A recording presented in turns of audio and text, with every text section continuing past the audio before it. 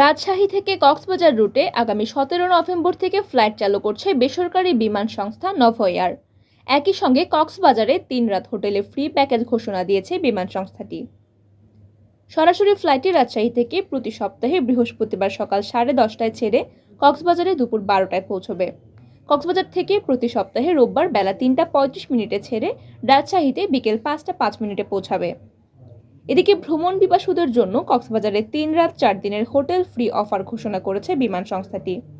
অফারটি উপভোগ করতে দুজনের রাজশাহী থেকে কক্সবাজার রিটার্ন টিকিট কিনতে হবে। এই অফারে দুজনের কক্সবাজার যাওয়া আসা এবং 3 রাত হোটেলে ফ্রি থাকার সুবিধা রয়েছে।